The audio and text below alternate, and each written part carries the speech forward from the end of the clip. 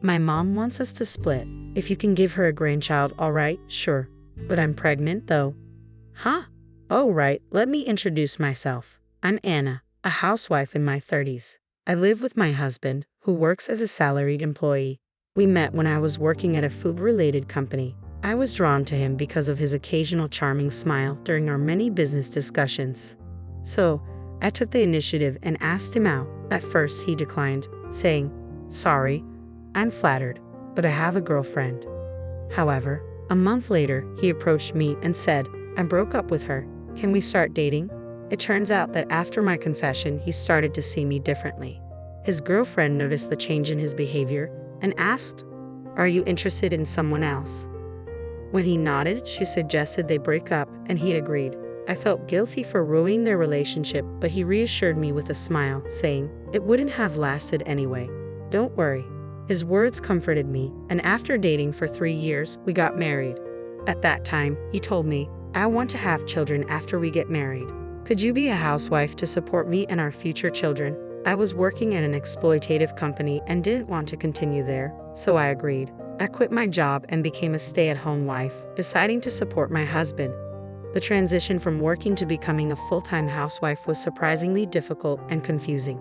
But I didn't mind because our newlywed life was smooth sailing, and I was at the peak of happiness. Every day was fun and filled with joy, and not having any in-law issues was a big deal for me.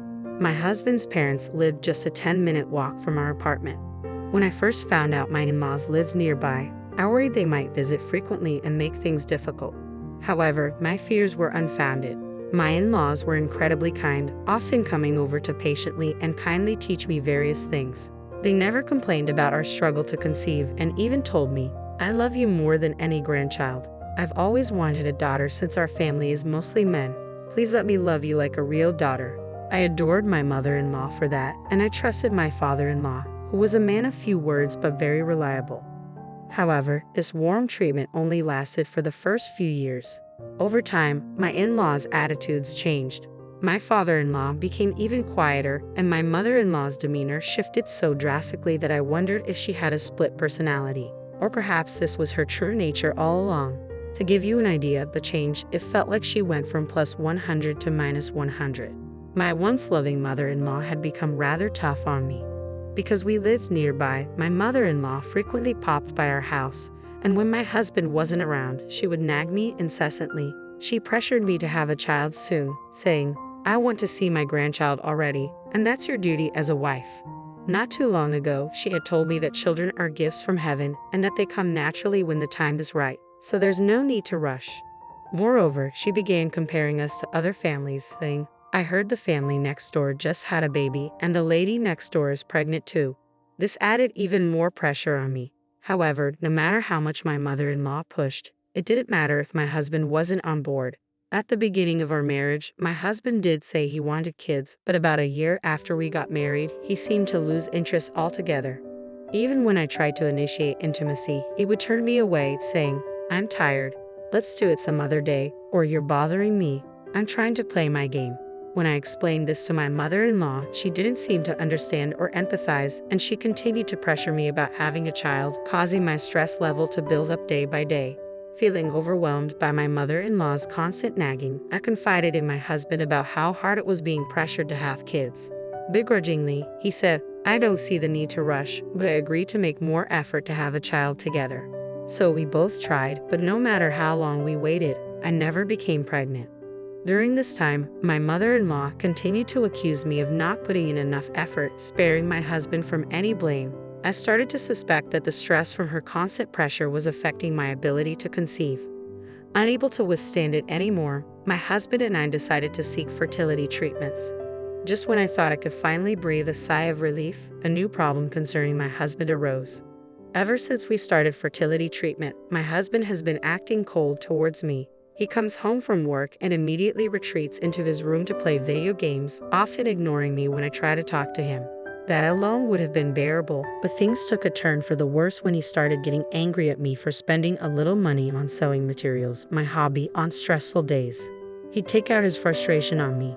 Whenever I tried to argue back, he'd quickly lose his temper and lash out, repeatedly saying, "Who do you think is providing for you?" You're just a freeloader, and continue to behave selfishly. When I remind him that I only quit my job because he wanted me to, he doesn't seem to listen.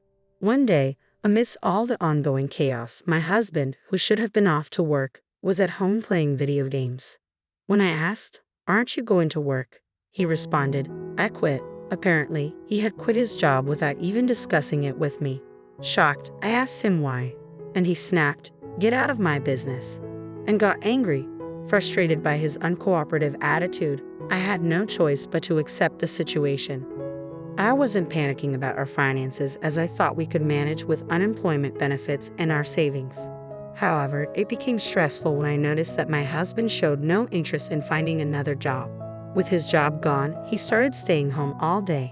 I wished he would go out more, but his hobby was gaming. Aside from the occasional trip to the nearby convenience store for cigarettes, he spent all day at home playing video games.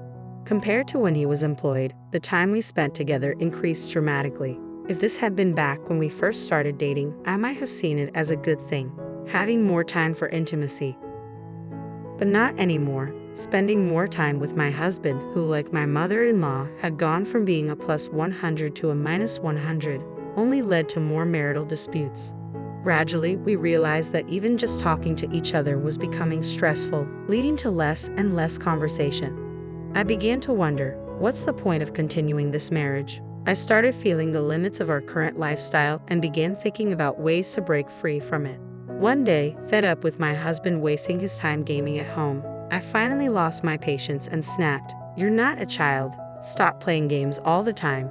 Find a job already." In response, my husband said, "Speaking of which, my mom told me to divorce you if you can't give her a grandchild." At that moment, I felt an unexpected gratitude towards my mother-in-law. Who would have thought she'd inadvertently assist me in this way?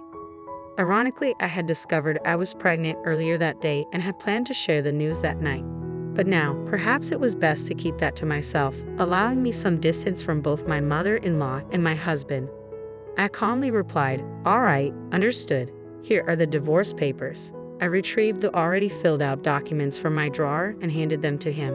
My husband, clearly unprepared for my swift agreement to divorce, let alone for me to produce ready divorce papers, froze in surprise at the sight. His usual air of condescension vanished. He was completely taken aback. Though he seemed to struggle to say something, he felt compelled to follow his mother's advice and signed the papers without much hesitation. Throughout this process, he kept stealing glances at me, trying to gauge my reaction. After finalizing the divorce papers, we agreed to meet later to discuss matters like asset division. However, in truth, we had very little to divide. My husband, known for his spending on hobbies, had poured considerable money into gaming arcades despite criticizing my spending habits. Saving money was a foreign concept to him. My husband, who hadn't saved a penny since his bachelor days, continued this habit after we got married. As a result, we hadn't accumulated any savings or assets during our marriage. When it came time to discuss dividing our belongings, I thought our conversations were straightforward. However, my husband insisted there was more to discuss and pointed to a specific bank book, saying, "We still have our savings, right?" Indeed, that account held a significant amount, and he proposed dividing it. Yet that savings account wasn't subject to property division. This money, I saved before we got married, so it doesn't count in the property division, I explained. My husband's face drained of color upon hearing this, but he quickly recovered and suggested, "But surely this condo should be considered for division. I lived here too." With a firm and somewhat cold smile, I clarified the reality. "Unfortunately, the condo is solely under my name, so legally you have no claim to it. Moreover, I've already listed it for sale, so it's best for you to find new accommodations promptly to avoid any complications," I informed him. I had diligently saved for years with the goal of upgrading to a larger home, anticipating that the condo would eventually feel cramped. Even as a working professional, I had managed to amass substantial savings and purchase the condo during my single years, establishing a financial foundation of my own. The proceeds from selling the condo would enable me to build a new home downtown. Naturally, these assets were acquired before our marriage and were not subject to division. Though my husband may have assumed otherwise, he was mistaken in his expectations. Upon learning that he wouldn't have a claim in the property division, my husband was visibly stunned. Despite our attempts to continue the conversation, he remained in a daze. With nothing more to discuss, our dialogue quickly came to an end. We proceeded to file the divorce papers, and our separation was finalized without complications. A few months later, I relocated to my parents' home where I received their unwavering support during the safe delivery of a healthy baby boy. I named him Richard, a name that signifies strength and ambition. Now, I spend each day cherishing moments with my beloved child and supportive parents. Naturally, I haven't informed my ex-husband. Should he discover the news, I can only imagine my former mother-in-law storming in, demanding, "Where's my grandchild?" After being evicted from the condo, my ex-husband returned to his parents' home, but the speed of our divorce left him reeling. He became increasingly withdrawn, rarely leaving the house, and his appearance became so unkempt that he drew attention from the police when he did venture out. It was a pitiful sight. Later, I learned he had quit his job due to strained relationships at work, where his rude behavior and poor treatment of female colleagues had isolated him completely. Unable to tolerate the situation, he'd abruptly resigned. Perhaps his true nature had always been hidden. He had only shown kindness to me, a wolf in sheep's clothing. 3 years later, I found myself managing the craft store. My regular visits to a local craft store caught the attention of the owner, who approached me one day. "I'm considering retirement. Would you be interested in taking over, Anna?" she asked. With my parents providing strong support with childcare, I had ample free time and was considering re-entering the workforce. Declining would mean the store's closure, inconveniencing many loyal customers. So, after careful consideration, I decided to take on the responsibility of running the store.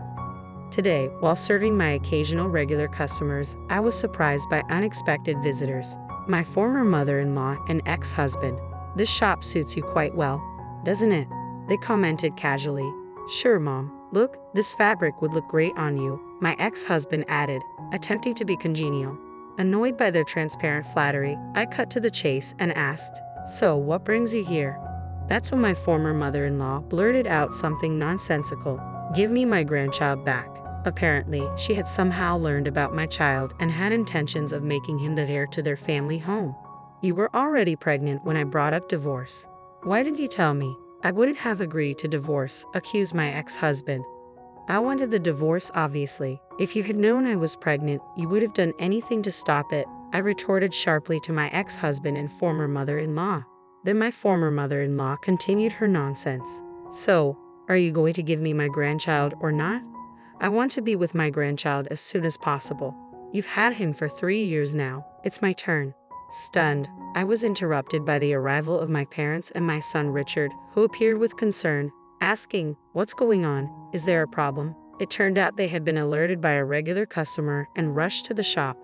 Then, as Richard held hands with my parents, my former mother-in-law exclaimed, "Oh, how adorable. He looks just like my son did as a child." "Look, I'm your grandma." She attempted to approach Richard, but before I could intervene, Richard firmly declared, "I only have one grandma," and clung tightly to my mother's side. Sensing tension, my mother calmly suggested to my former mother-in-law, "Under the circumstances, it might be best if you leave." Ignoring her, my ex-husband demanded, "Just hand over the kid," as he tried to forcefully snatch Richard away from my parents. Stepping in front of him to protect Richard, I was easily brushed aside due to my smaller stature. "Richard, be careful," with my ex-husband just inches away from grabbing him. A sudden movement caught us all by surprise. "What?" Looking up, I saw my father, who had executed a flawless over-the-shoulder throw. It turned out my father had been a police officer and had competed in national judo championships during his youth. My ex-husband, unaware of this background, was left speechless from the pain, staring at my father with a mix of astonishment and helplessness. "Well then, if you plan on causing any more trouble for my children or grandchild, we may have to involve the authorities."